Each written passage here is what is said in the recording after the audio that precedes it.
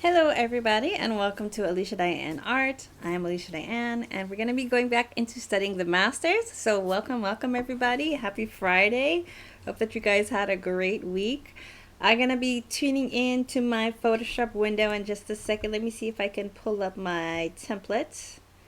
Let's see. I hope you guys are doing well.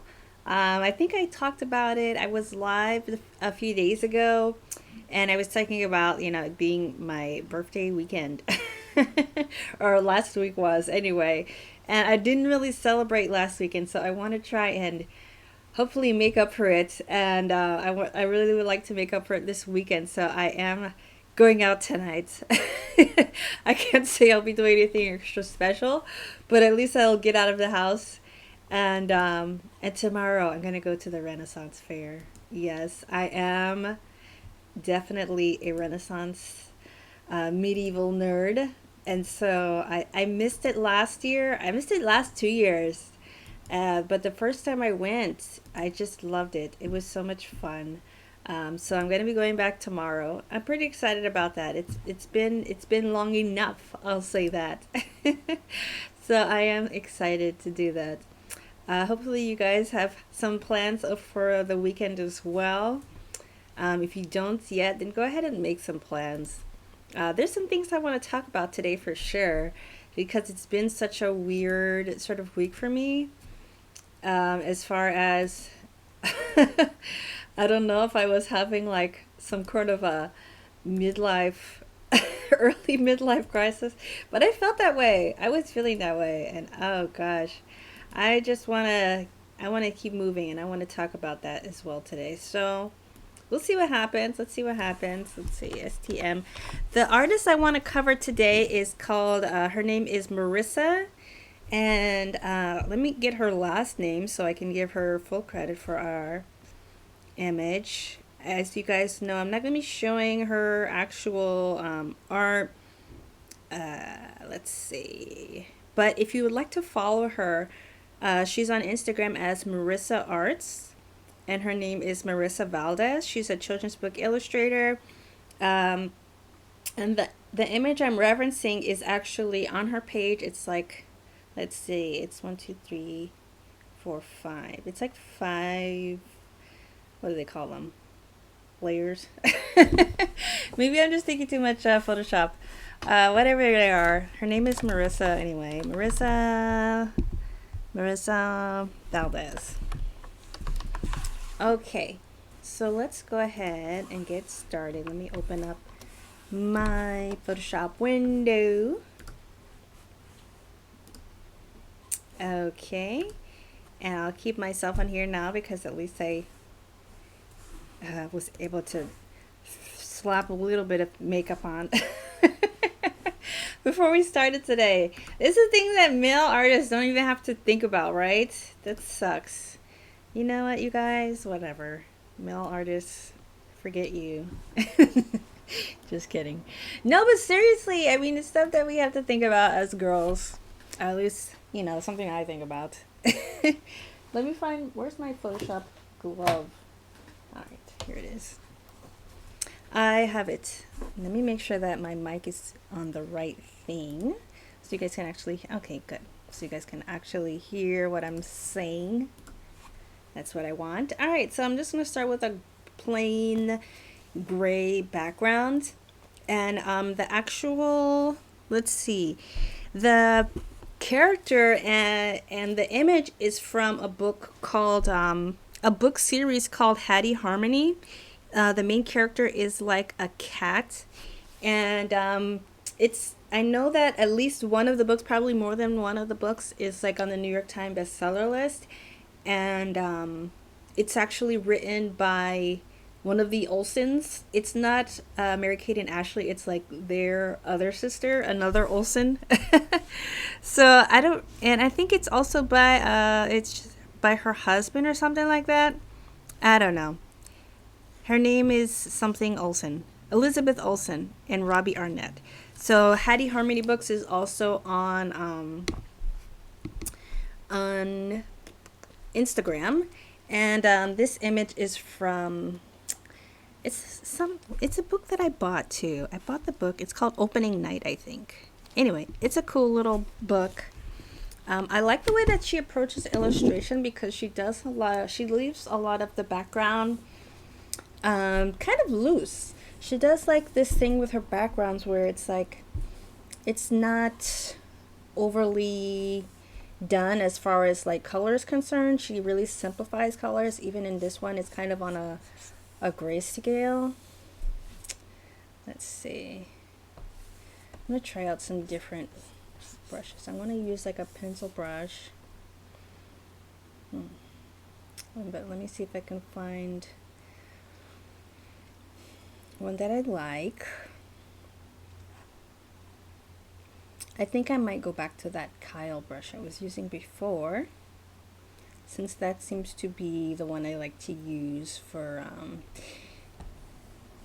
sketching. Yeah, it's called Kyle's Dry Media, and I got this. I mean, I'm sure if you Google like different brush types, it will come up. Maybe we'll just have to do like a session where we're just kind of Googling. This is so dark. It feels a little bit, right, I like that better, to turn on the, and it's actually a rhino with the cat. So if you want to find the image, it's a picture of a rhino with a tutu. You can't really miss it. It's like really obvious. It's this gigantic rhino and she has like this bubblegum pink tutu on. So if you go to her page, Marissa Art, you'll find the reference image very quickly. So there's that. I'm gonna play around till I get the right shapes that she's using. I'm not too worried about my rough sketch. I just wanna, get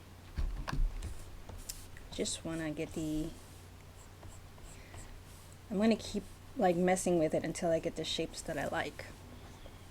So I don't mind, when I say that, I mean I don't mind if I have to do a lot of scribbling. I'm okay with a lot of scribbling, as long as I get to where I want it to get to. One thing that's really important to me, and I didn't always recognize this, I think it's something that I've kind of also picked up along the way, is I really think it's important to have like a base sketch and a reference sketch that I'm really happy with before I move on to color. And I think that was one of the things where there was a disconnect for me with digital painting, because I didn't realize how, because I always like thought that way and always worked that way, like, you know, traditionally, and it was just normal for me. But for some reason it took me a minute to recognize it's the same thing for digital painting. I thought I just needed to like get something going and then just go ahead and start painting, but no, it didn't work like that. And it took me, I think, up till maybe last year to realize that, oh, it's important to really have a good sketch before I start the painting process. And I did not realize that at first. Oops, what's it doing? Doing the wrong thing. All right. The wrong thing was selected for some reason. All right. So anyway, it was a relief when I realized that, because I'm like, oh, okay. Well, no wonder why I'm struggling in this area, because I'm not applying the same techniques that I use digitally that I use traditionally to digital. I don't know why it was such a disconnect for me. One thing that I've been hearing, or one thing that I hear from a mentor a lot, is like, you know, just do like whatever medium that you feel good in. But I would say, yes, that's true, but also if you have a real like desire to learn another medium, then do that. And for me, it's taken me forever to kind of figure out digital painting, because I don't know why, but there's such a disconnect. But I really have like the desire to learn for it, like to get better with it. And so that's why I just keep going. And like, want to keep on with the studies and just, I know that I can pick it up. And I think the more I just let myself learn, the better I'll be for it. And I like that she kind of I think I just noticed this too, that she's applying sort of like a one-dimensional look on top of the two-dimensional look. Like she's like the character itself is really like feels like it's like very three-dimensional, or like leaning in that direction, but she's allowed herself to do like this Pablo Picasso thing where she's got instead of having like doing like traditional like figuring out the eyes that way, she's got them both right here on the side and fairly close to each other, not exactly, but fairly close to each other. And I don't think I fully noticed that until right now, and that's exactly why we need to do these studies, because you don't fully notice until you do it and you're like, oh, I just realized something. And that's something that I never would have even thought to do, because I just don't even think like that really.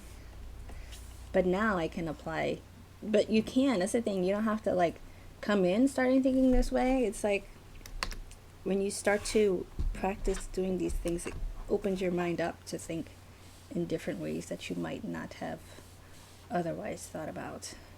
I think I want to clear this up a little bit more. All right. It's not. All right. Let's see. Because there still is like a three-dimensional feel going on here, like with the horn, and even like with the cheek area. It still feels like she's doing this like volumes thing, but like she's showing that she's aware and she knows what she's doing, but then we have these eyes that are, I'm trying to find the position of the eyes too.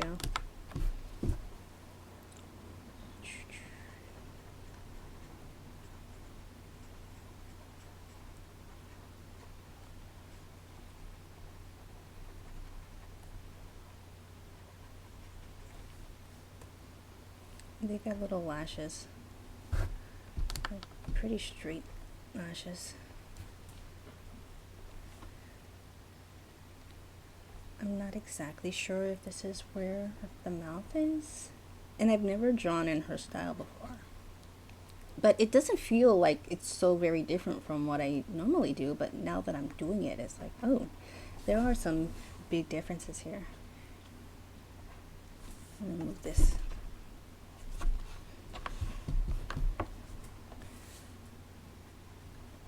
It was the same thing when I was doing some like studies on my own of the characters from Turning Red. That I don't know if Pixar, is it just, I think it's just a Disney. Oh, it is Pixar. I have the book next to me. But I realized I was trying to figure out this, like break down the style for myself, because I wanted to learn like what they're doing. And like along the way I was learning, there's a lot of things that I didn't notice like right off the bat. Let's see. She's got these glasses. I really like the class that she has on Domestica. She talks about like having different types of characters when you're creating a children's book portfolio, and not just having like one type of character. So you can't just have like children that are all the same or whatever. You want to have a variety. So you want to have some kids that have glasses, some kids that might be in a wheelchair, or a parent that might have the same sort of a thing going on. One of the other things that she kind of mentions was having different age groups. So you might want to include, if you're making a children's book portfolio, you want to have like big sister, big brother. What does that look like? Maybe you have a little brother, like an infant or a toddler in there. And it just shows agents that you are able to do all these different types of characters. I mean, I think that's what a lot of us want, is, some type of representation or some type of recognition for what we're doing, so we can actually earn money doing it. You know, it's great to do art, and it's great to have a new portfolio, but you know, at some point you want to hopefully get paid for it so that you can do it more often. I think that's kind of it's not like, you know, I think that's something that people don't realize with art is it's like, oh, well, you have fun doing art, so why don't you just do it for free?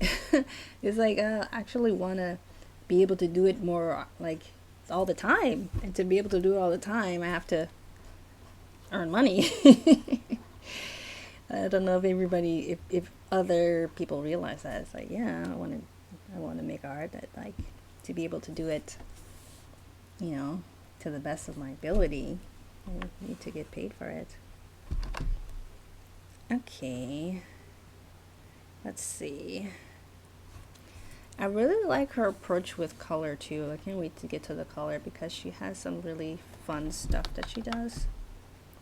Like, it's interesting where she decides to put her line because it's not everywhere.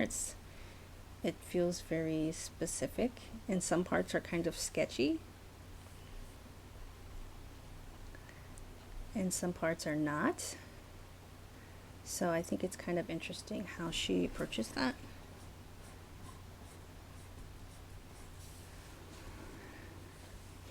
All right.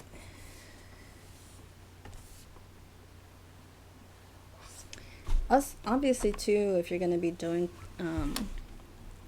characters like this that are like representative of both children and animals at the same time, then you need to study both animals and children because you're doing like a combination of both of those things. And like the ability to draw it doesn't just come out of nowhere. You kind of have to practice both of those things.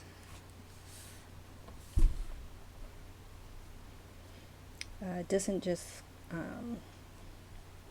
it's not just always easy either. Sometimes it's like, sometimes it takes a minute. Like when I'm learning to draw something that I haven't practiced before, sometimes it's like a full day's of work. It's a full day of work to just kind of figure it out, to unlock that next level. Maybe it would be helpful to look at it that way, as like you're unlocking something in a video game. It could be a helpful thing because it does work that way. It's like you're trying to get to this next level, you're trying to get this next thing, but you don't know how to do it yet. And so there's some bit of frustration, like, oh, you have to keep trying. But at the same time, once you get it, then it's like, you know, you got it. You don't have to like, I mean, of course, you're going to keep practicing and you keep getting better, but you don't have to struggle with it anymore. And that's like a really cool thing. All right, the other character is in this realm over here. It's a cat character with a hairy football-y type head, a little body. That's also a thing that's something that carries over from animation to children's book. Is just kind of having that variety of character cast. You know, you want to have some that are big and taking up space, and you want to have contrasting characters that are small. That's something that's important for a character designer's portfolio. That would also be the same case in children's books. Having that, it's like the visual, hate to use a fancy word, but like the juxtaposition of like the big and the small, which is like basically the contrast of those two things. And I only say that because I remember when people started using that word around me, like I think in graduate school. It was the first time I heard it, and I was like, what? Like, what? And I just thought of that one guy from what's the name of that show, Tiger King, the guy with no teeth. And I did like a caricature of him just saying like, what? And he has his no teeth showing, and it just made me think of that.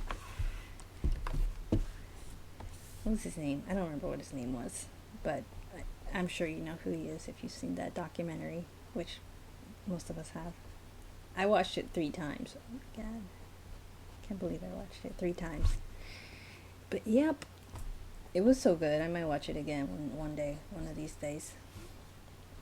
But it's just like that too. It's like just like the contrast of characters. I think it's the same thing with TV. If you look at it, I mean, even live action or even like a documentary, like the more contrast of character types. I mean, look at the difference between Joe Exotic and like Carol Baskin and the guy with no teeth. I mean, it's like variety. And I think it doesn't matter what type of show or what type of story you're telling, just a variety of characters seems to make it more interesting for the viewer. And that's like really what it's all about. You got to keep the viewer interested so they can actually hear the story. You can have the best story, but if you don't keep that viewer's interest, then they're not going to get the story and they're not going to get whatever your message is. So it's all about finding ways, like almost tricking your audience to pay attention to you so that they'll listen to your story.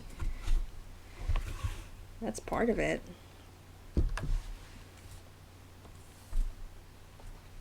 It's no different than like, what stage performers have to do, like how they kind of have to find ways to shock you or like surprise you or something to make you pay attention. Like, pay attention to me, pay attention to what I'm doing. I think a lot of stage performers have the same thing, that they're trying to, the same techniques that they will use to keep their audience's attention. Like, they might do something out of nowhere just to like make you like really wake up.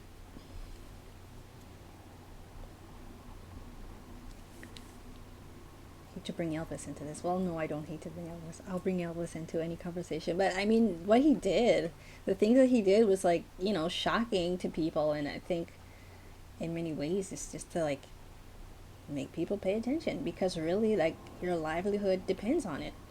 Your livelihood depends on how much your audience is paying attention to you. And even look at the contrast in the emotions here. Like, you got your rhino and you're smiling, and then the kitty is looking very concerned here. But being able to show that little bit of acting too, it makes a big difference.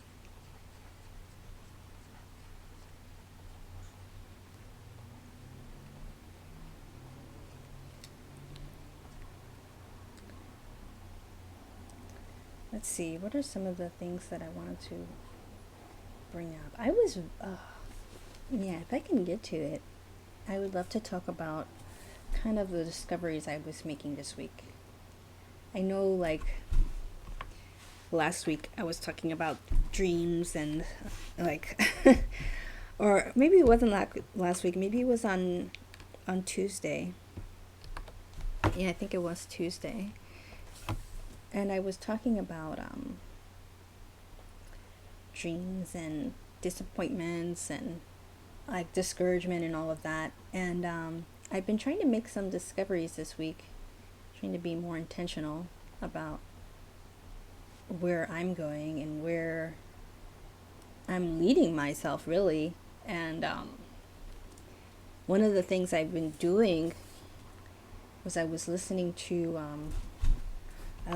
some Tony Robbins. And I'm not ashamed to say it. He's really like incredible at what he does. Like, I don't think anyone can really deny he's good at what he does.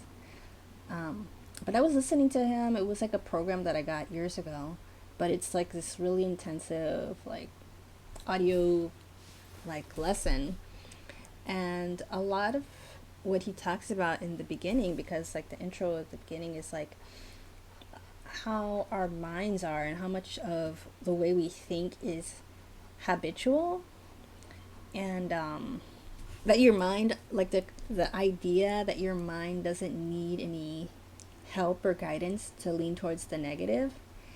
It's kind of just like an automatic, that your mind will just go automatically to the negative. Like, that's how our brains tend to work. And we have to train ourselves really to choose every day what to think about. Like, and it was something that, you know what, I realized a few years ago, and I really like did a lot of like intentional self work to get myself to think better. And I didn't realize that my mind had been slowly starting to go back into that other direction as I kind of loosened the reins on, what I'd been thinking about, or, not being as intentional as far as like doing affirmations, and like choosing what to focus on each day, like intentionally choosing. And I'm like, man, it's so crazy how your mind will just slip back to its old ways even after years of working. And it sounds a little bit like, man, it sucks I have to do this for the rest of my life, but I kind of think, yeah, you do. You have to like continuously keep training your mind for the rest of your life.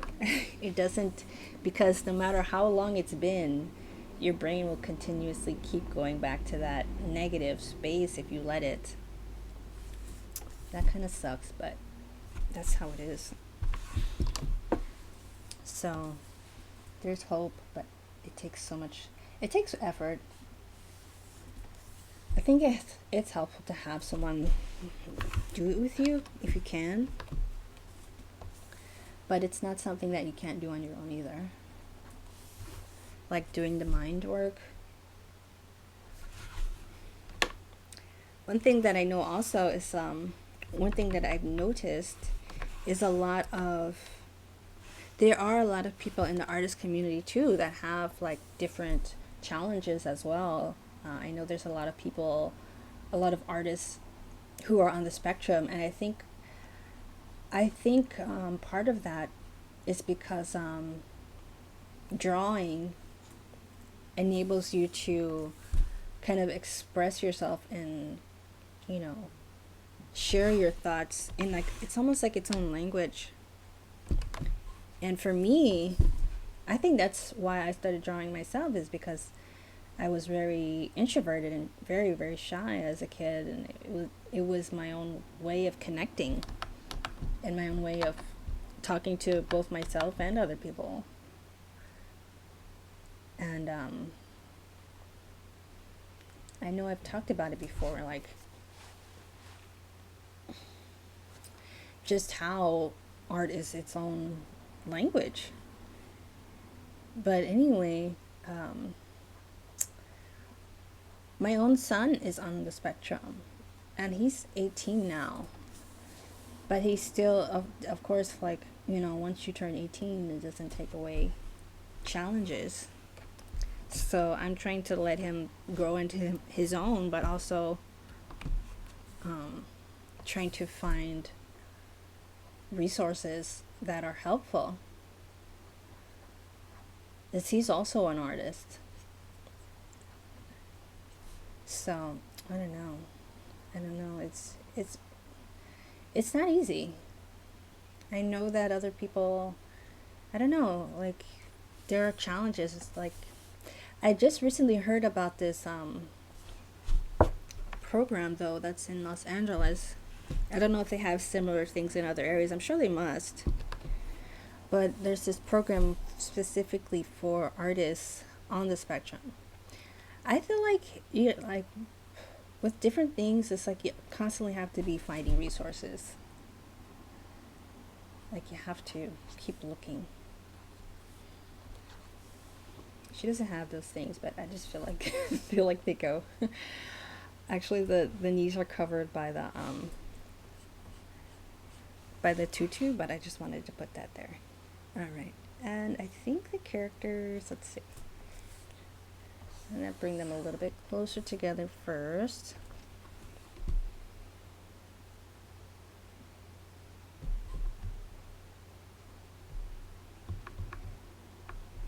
Be somewhere in here.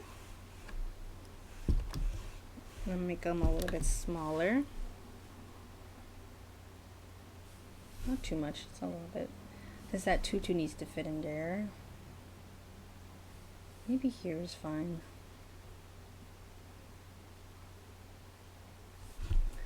Let's see if that tutu fits in there.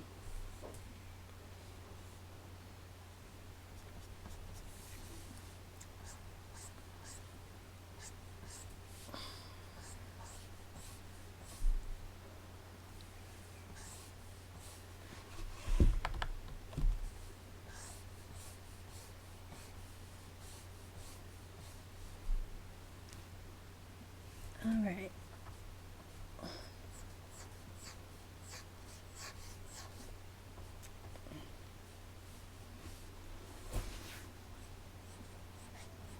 I'm gonna make that a little curved. There. Okay, she's holding something. Can't really tell what it is. Oh, I think she's holding her own tutu, or like her tutu is like ripped.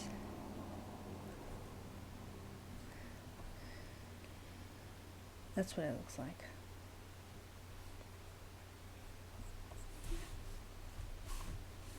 It's a little bit curved over here.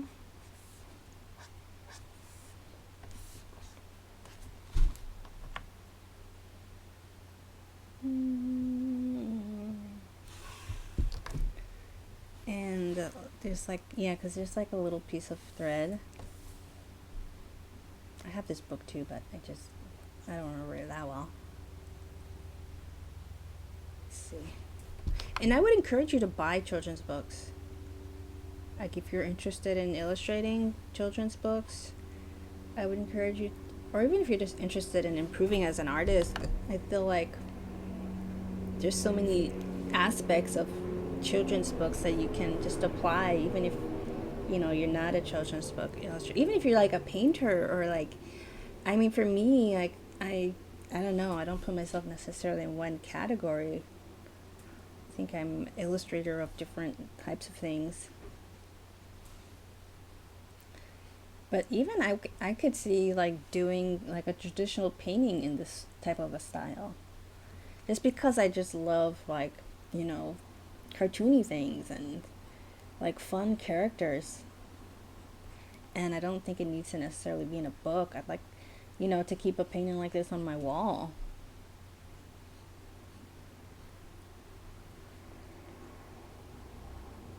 I just really enjoy fun characters, and I don't think it necessarily needs to be limited to just books. It can be lots of things. And a lot of times books end up turning into animation, so I mean stuff like this could be done for like visual development as well. And I was actually thinking about doing or starting a visual development series as well on this channel. I wouldn't be working on anybody else's stuff. I wouldn't be like studying the masters. It would just be like literally just getting into it and making stuff, making art, but making original art, and how to like think of ideas, how to come up with your own scenes. I think that would be helpful, and I would like to do that. Because I'm even thinking too of like, I didn't even realize before how much the visual development work that I'd done for my comic series, JD's Story, I didn't, at first I was just trying to get an understanding of the atmosphere and everything, but I didn't realize how much it's helpful when I'm starting to think about the backgrounds and just the environment. And so it made me think like, I need to do more of this, because I'm getting into different scenes that I haven't done yet, and I need to know what those are going to look like before I'm required to draw them. I need to know what it's going to look like. And it's not just as simple as just looking at a photo. I want to know how it translates, so, and what this particular character's room looks like, what their house looks like, what this particular um, area in out in the nature looks like. And I want to be intentional. I think that's really where the visual development comes into play. Is like just being intentional about how you want things to look and not just letting it happen by chance, but planning ahead for your environments and your scenes and the places where you want your characters to be. It's part of the storytelling. I think this mouth is a little bit closer.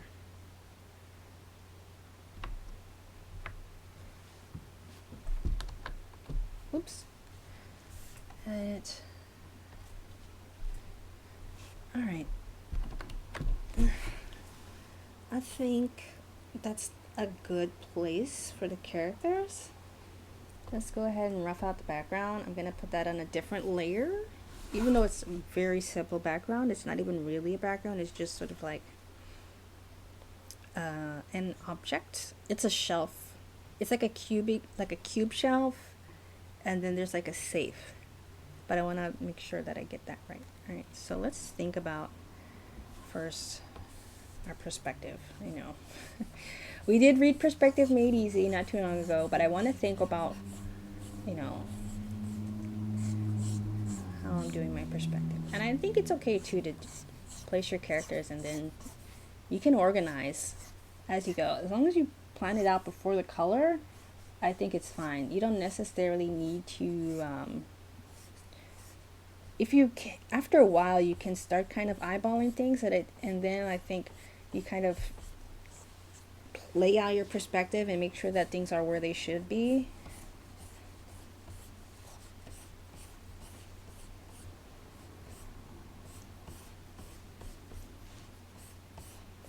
Where you want them to be.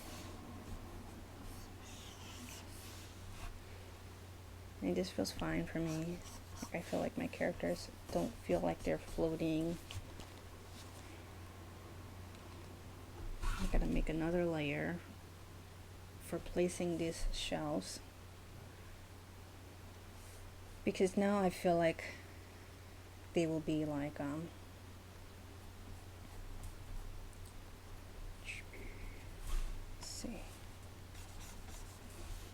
let's see if I can maybe turn the opacity down a little bit.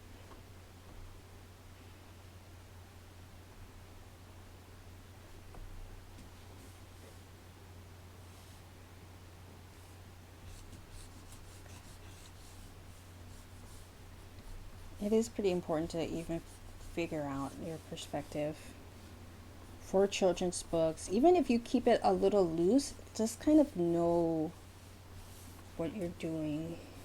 Let's see. Let's see my eyes bubbles right there. Around this area. Actually, if I do it like this. Try and apply what I use in Perspective Made Easy. If you guys weren't with me for that reading, it's still there. Perspective Made Easy is a really good book. We did it for the book club. We're going to be starting our next reading very soon. I think the shelf might go a little bit higher.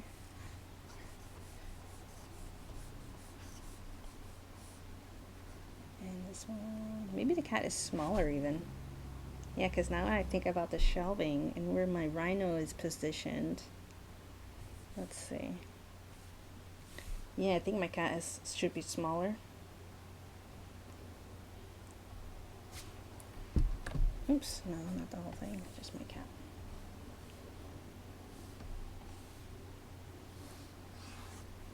Let's see.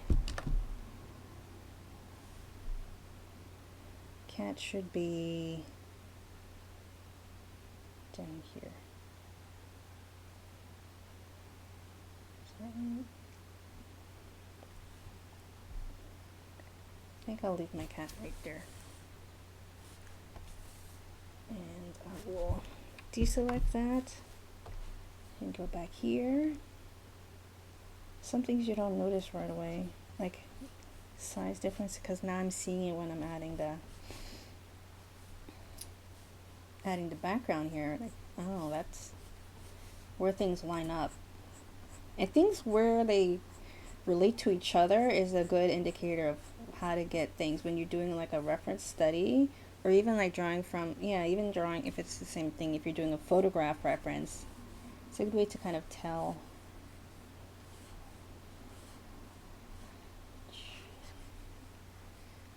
where things are.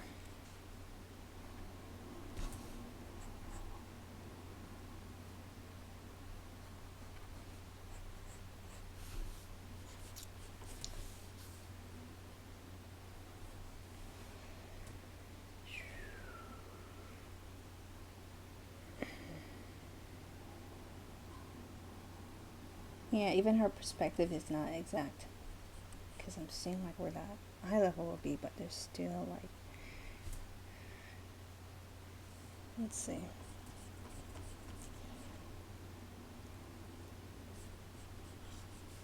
I think she just eyeballed her perspective. And no shade.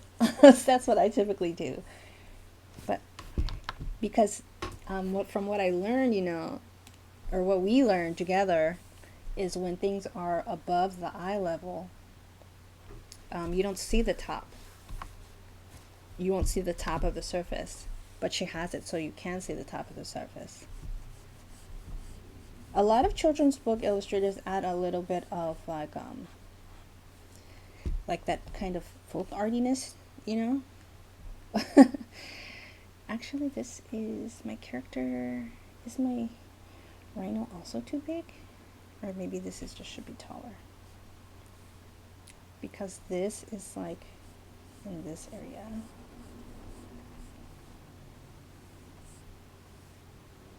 Maybe I shouldn't have changed the cat size so soon. Let me see. So I think this is not where I want it to be.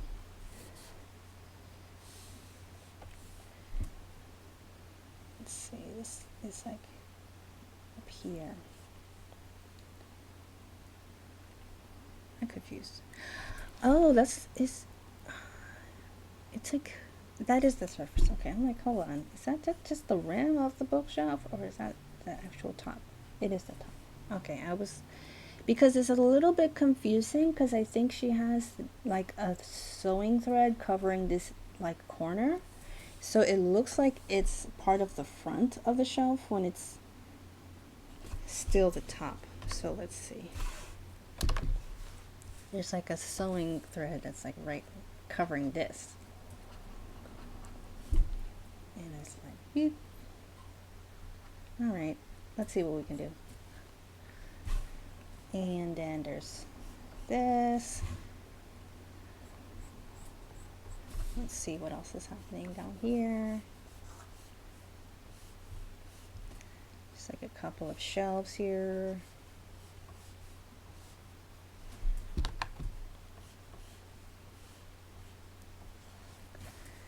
She has just like various things on the shelves.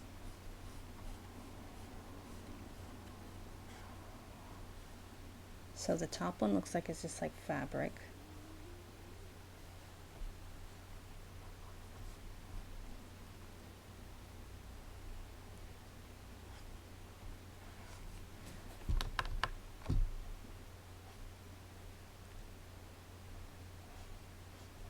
And then, yeah, there's more fabric. And then the second one is just like sewing threads. Like spools, I think they're called, of thread. I should know this because I did go to fashion school, but that was a long time ago. Alright, and then you see a little thread there. And on the bottom, just like also like more fabric. They're like these things.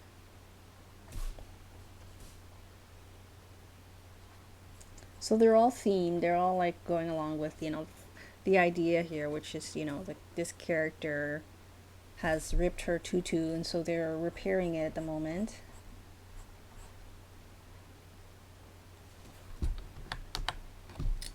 Let's see. Still delete that. Delete.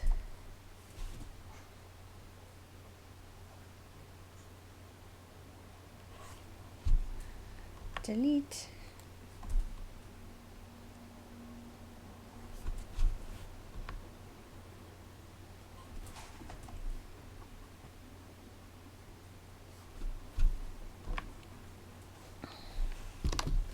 Okay. So this is like, it looks like a safe.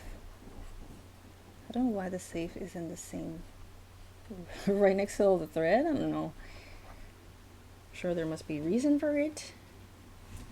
And there's like a dummy head also. So let me, it's like a horse head for, I don't know if that's a shout out to the Godfather. Just kidding.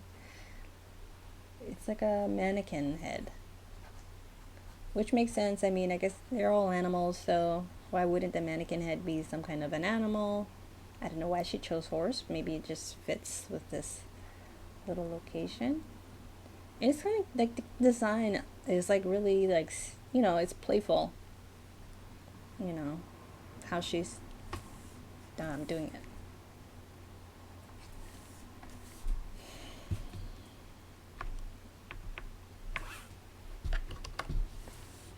And you can even see the little stitching on it, on the side. And it's like, I know it's in the wrong place. I'm just gonna resize it. Just want to design it, get the design right, and I'll put it where it's in the right place. Alright.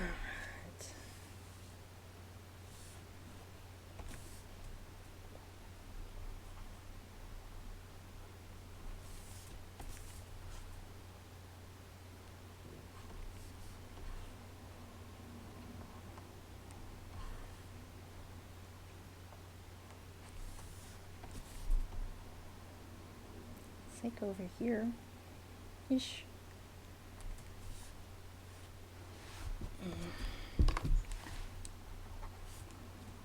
And there's like a little, like, I don't know if it's like it looks like a seashell.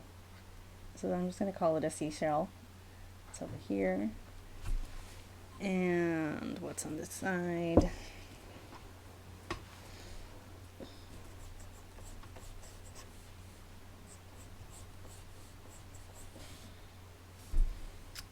This should be closer. Where does it start? It starts over here. This area. Let me use my shift to get that right. This is pretty square here. Rectangular. I mean, just like, you know, to the point. So let's delete that.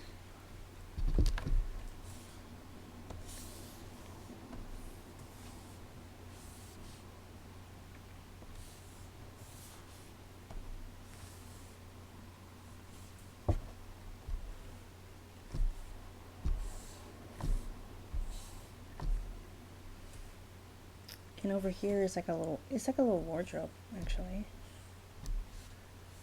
And she's got the little, there's a lot of little detail. This is the same thing I noticed with Lucy Fleming. There's a lot of just little fun details in the backgrounds. Even if it's something that, you know, you might not notice right off the bat, it's like you feel it. It's the same thing with animation, like how they talk about with like exaggerating characters, and it happens so fast in like one single frame. The animator does something, but you feel like the energy of it. It's the same thing that they're doing with these children's books. Like they're adding like these little details that you might not even like necessarily be thinking about, but you know, you feel like you feel it. You might even know what it is at first, but you definitely feel the difference because it's fun. Let's delete this other hanger. I think it's important to, if anything that I've learned from this very short time that we have already been doing these studies for children's books, it's just like, have fun. Like, feel like you're drawing as a kid. That's what it feels like. They're using their own childhood, like memories of just doodling and like having fun with it. I think that attracts me even more to children's book illustration and wanting to do it. It's just this idea that you can be playful. And I think we're all kind of like that as artists. It's like we have that inner child in us that just likes to doodle and draw fun, silly things. And with children's books, it's like you have like full permission and like full reign to just play around. And I think that's really something that's fun. I'm gonna move them all down a bit. Let's move everything down.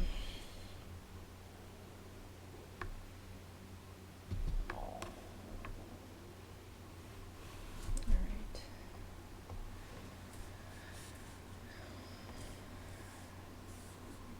Yeah, this is fun.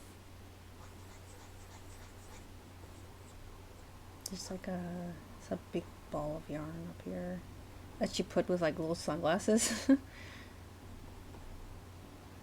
which is really fun.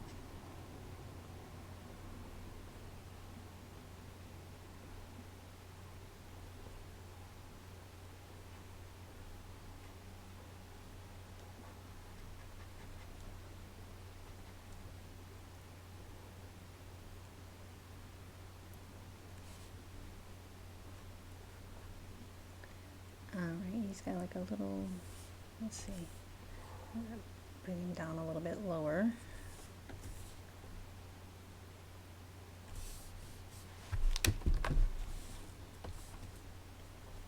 Because now she's applying that above the eye level thing right there.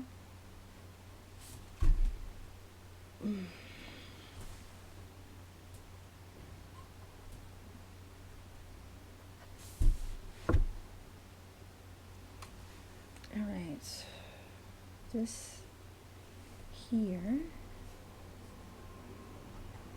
comes in a little bit more.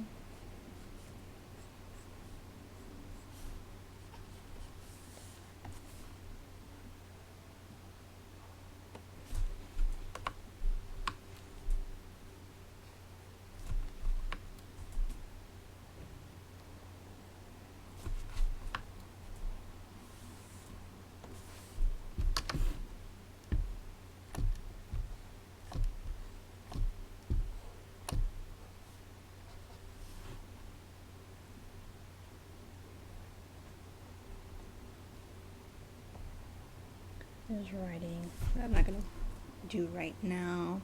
Let's see. It's bugging me a little bit that things are not exactly aligned with. Let's see. I don't know if it's just that they're too.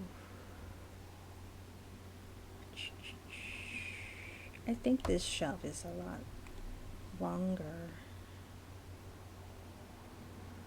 Maybe I should just move it over a bit. Let's see.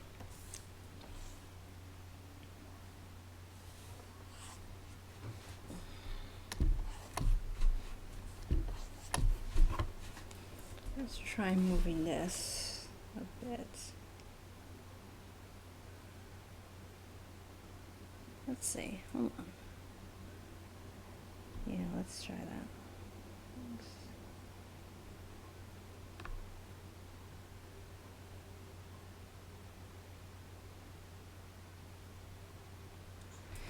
It definitely looks too like it's lower to them.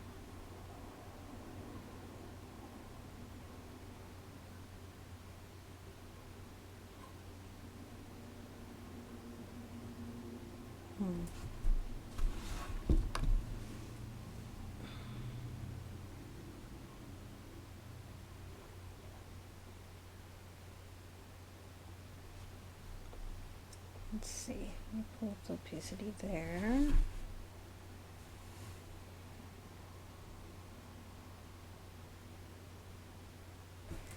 Let me see what happens if I move this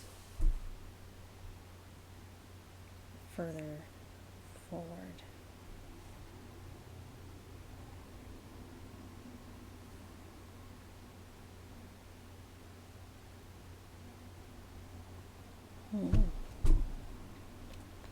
This still feels like it should be higher. What about, hold on, let me move that down. Maybe it's just that the bottom part is, oops. Trying to make sure that I'm aligning things how they are in the original. So I think they should come further forward.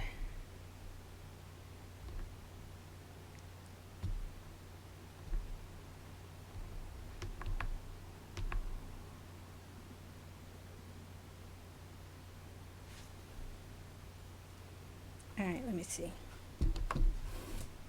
I'll turn the opacity on this back down. And let's see.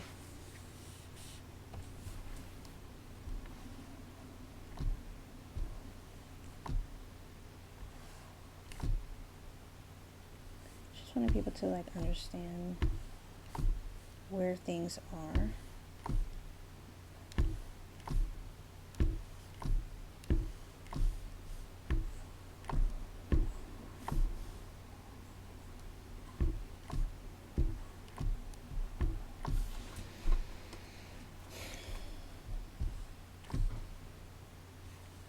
This, where's this?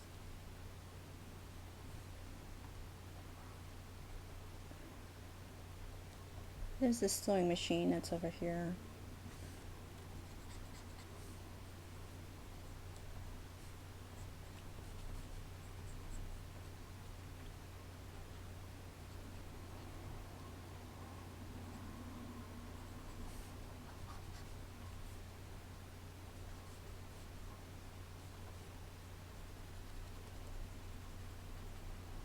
I was watching another lesson from a different artist. Don't remember his name off the top of my head. But one of the things that he was talking about, like when you're drawing from your imagination or you want to, you know, like develop your own style. And one of the things that he talked about was drawing from reference. And then, you know, you put that to the side and then you redraw it. So like when you're thinking about drawing something that, you know, you don't necessarily remember what it looks like exactly off the top of your head, something like a sewing machine, like I can kind of think like kind of how it looks, but I don't know exactly if I don't look at it, because it's not something you typically look at every day unless you're like a seamstress or something. So one thing he mentioned was, you know, you look at the reference, you sketch it, and then you redraw it again, like from your own, with your own, you know, from your own memory. And you don't be too tight on it either. You just kind of just redraw it like more. I think he didn't say this, but I think the idea is you redraw it like, you know, looser, more playful, and just, you know, so don't like, oh no, I can't see the reference. Like, no, you just redraw it, like, but having fun with it. And then you're going to be developing your own way of doing things, little by little. That was kind of his point. But I thought it was helpful. Don't want this, like, whole thread to be, like, too perfect. I want it to be a little bit, or too rigid. I want it to be a little loopy.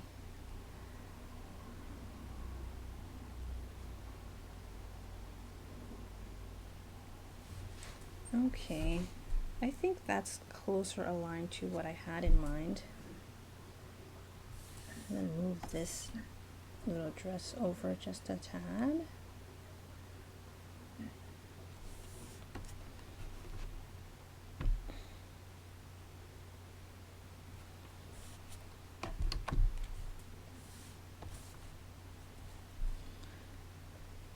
So we can have room for that one more thing that's there.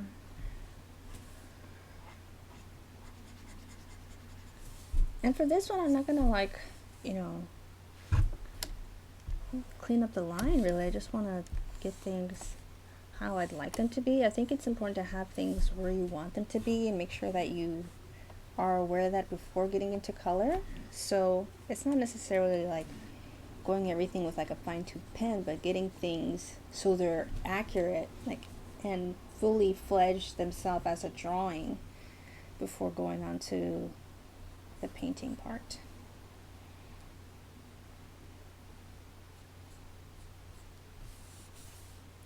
It feels more aligned now as I want it to be with the original piece. Like these should be taller like this than they were how I first drew them. It's okay to like erase things and redraw things as you need to.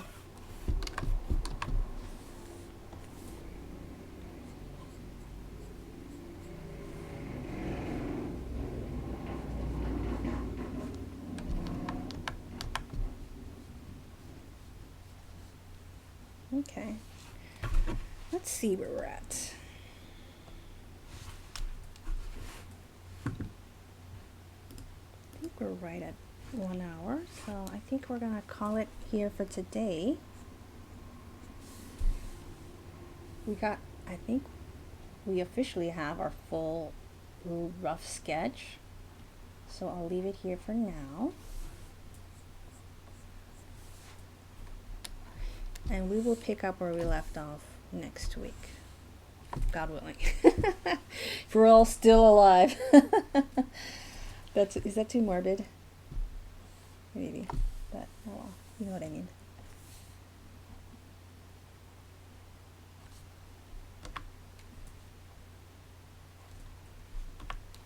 Just adding just little tiny things.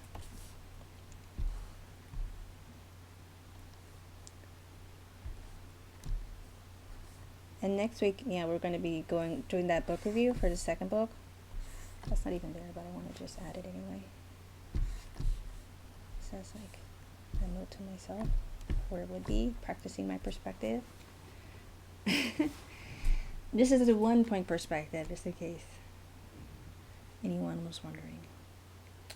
Alright, so I'm going to do a reverse now. I'm going to turn this to like 20%. I'm going to put this also on like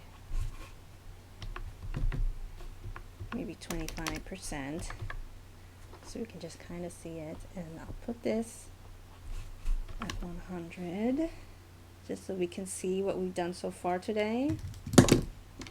Maybe I'll turn this up just a little bit more. Okay, I like that. All right, so this is where we're at. Not bad for an hour. We got all of our rough sketch in there, including the background. So this is where we're at, guys. So thank you all for joining me. I'm gonna change my screen. This is where we are at for the first hour. Oops, why did it do that? All right, everybody. Thank you so much for joining me for this Studying the Masters. The artist again is Marissa Valdez. If you guys want to look her up, she's really talented, and I think that she's worth having a look at. We're going to continue this study next week, so I'll see you then. But until next time, be grateful, live balanced, and be yourself. Bye-bye.